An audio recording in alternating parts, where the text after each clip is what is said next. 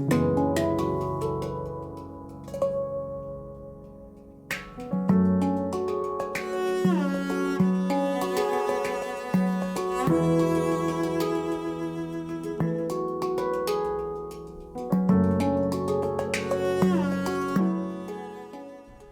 I'm Geoghegan, Associate Curator, Collections and Research here at the McMichael Canadian Art Collection.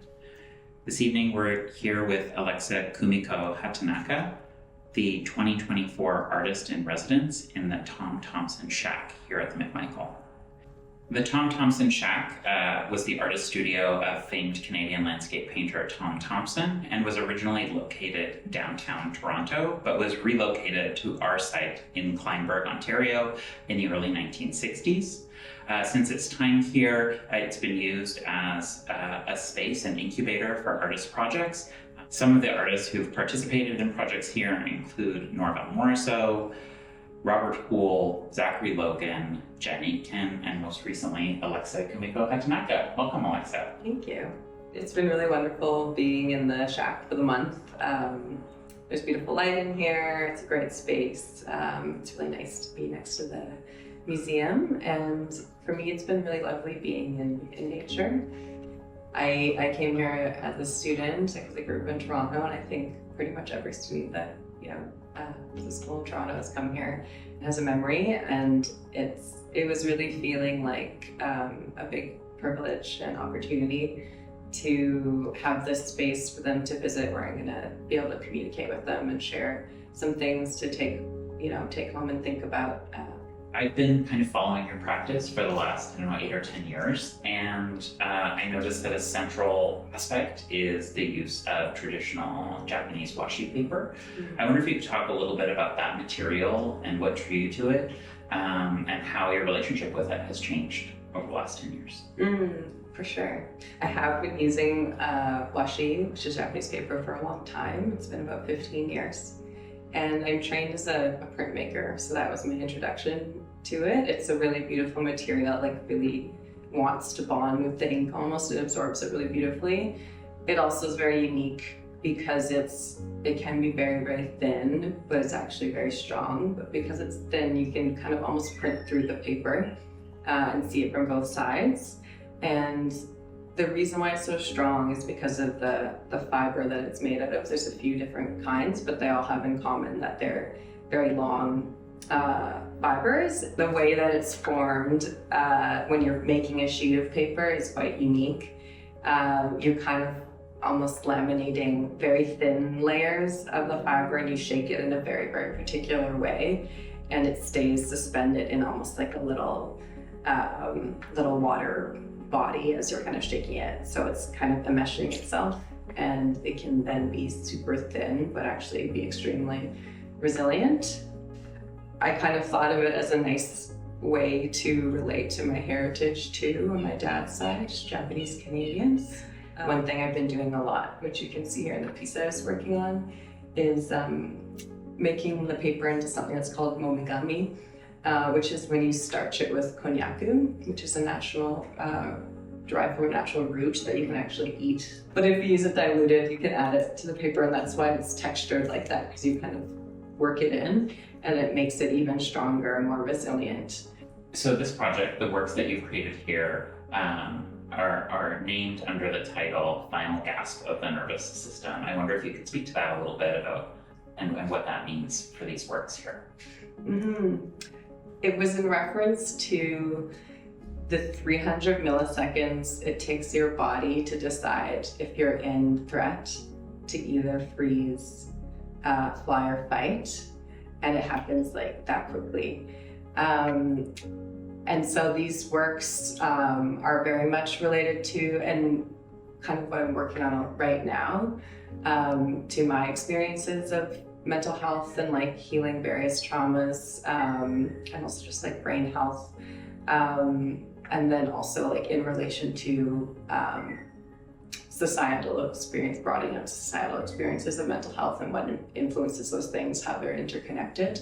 So one of the works that you created during this residency is the work that's behind us right now, titled Aftershocks, made with traditional paper.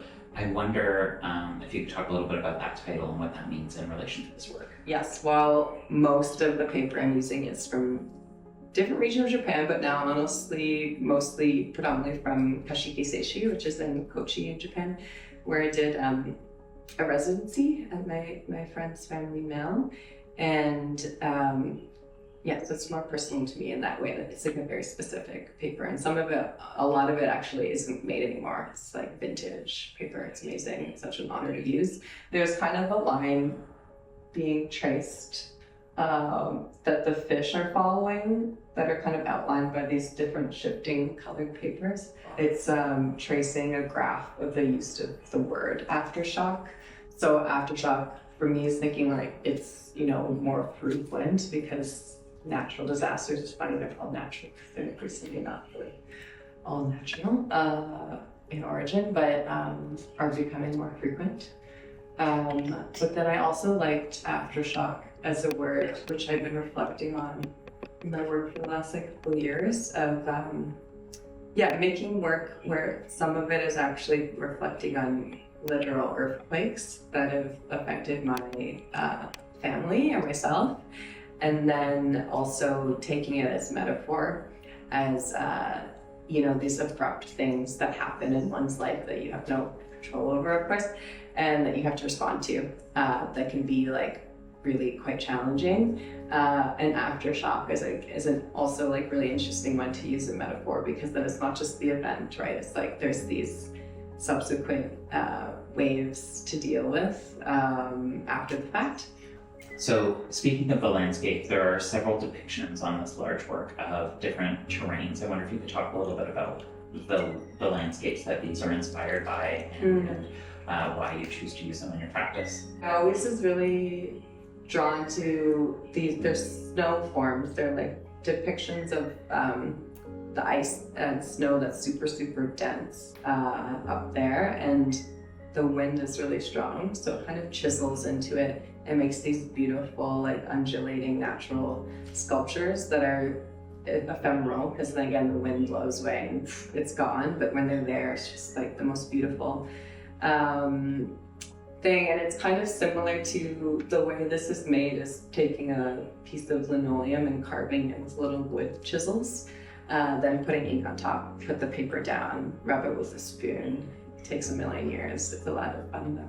But then it also feels like, to me, it points a bit to the precarity of the ice in general, with this like the ephemerality of these forms, and it's like there's, as we all know, the ice is melting and it's impacting people's livelihoods and culture, and then extending out globally, it's impacting the globe. So that's something that's like close to my heart to really kind of meditate on and to be aware of and speak of. I wonder if the next element that we could talk about are the fish that you've alluded to that trace the word aftershock. And I wonder if you could talk a little bit about the technique and the fish themselves. So the technique is called 𝘕𝘦𝘳𝘴. So importantly, it's non-toxic. So you can rinse it off and still eat the fish. So no fish perished in this process. It has its roots in Japan and is done by fishermen. So this is pre-photography for very practical reasons, to record the size of catches, and kind of like almost like scientific monitoring, but in a really cool, like arty way. So it used to be quite like blobby and like whatever, because it's just supposed to be this size, but then it's like got more refined. And then now it's, solely an art form. But yeah, it's something I've been doing for maybe 5 years or so. It's honestly a lot of fun. But yeah, it's a technique I like to do. I actually did it here at the McMichael. I did a workshop with the public. The paper that are different colors are mostly vintage papers from Kashiki Seishi. There's some textures in it that's called yaki. That's like, there's these kind of like denser fibers in the bark that you're using for making the paper that are harder, and sometimes they're left purposely as inclusions, like as a kind of like decorative thing. And then there's natural dyes. There's a dye I like to use called kakishibu, which is made from aged persimmons that are aged 5 years. It's quite lovely, and it actually darkens over time, which I like too.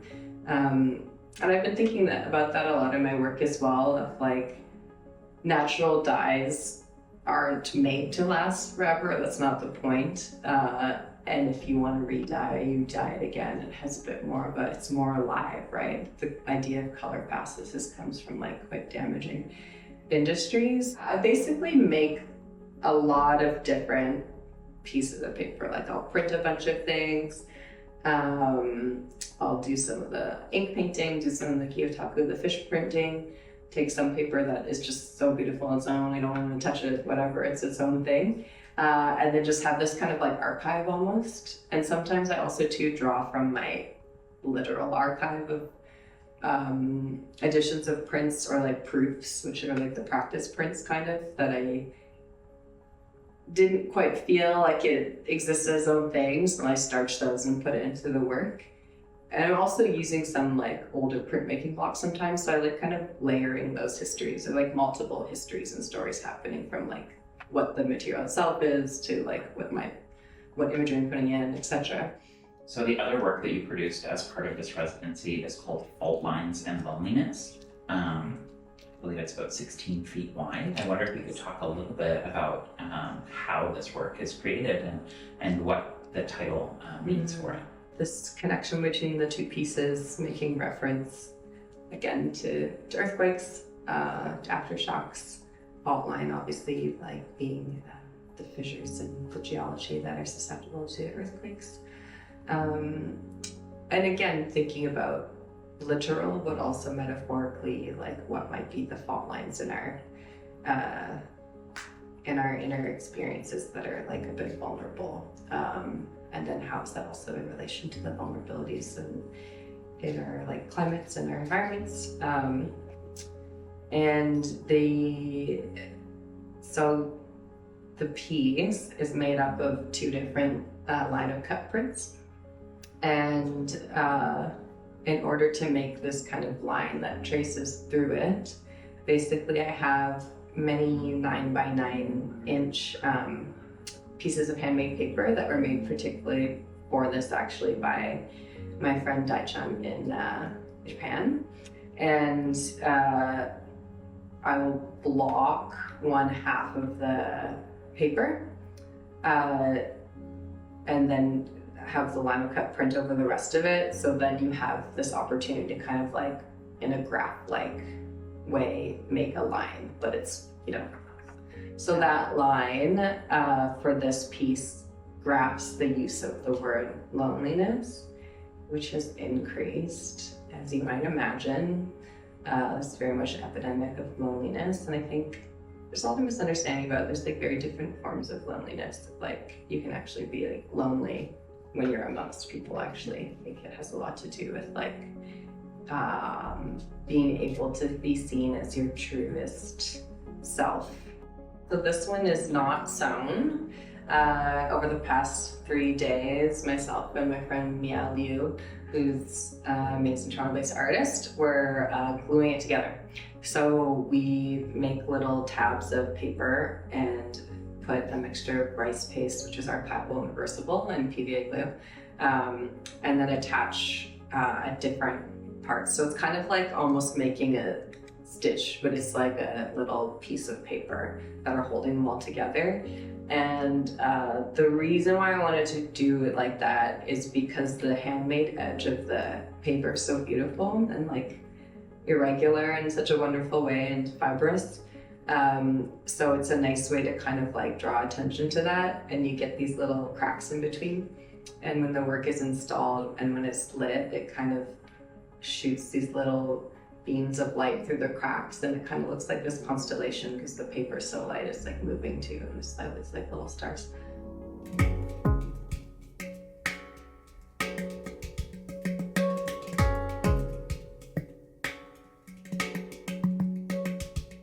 So I want to say thank you on behalf of everyone here at McMichael for speaking to me tonight about this project, but also for making this project for our audiences here in Vancouver. Thank you. I'm definitely reciprocating that. It's been so lovely, and the team here is so amazing, and I really, really appreciate this amazing opportunity.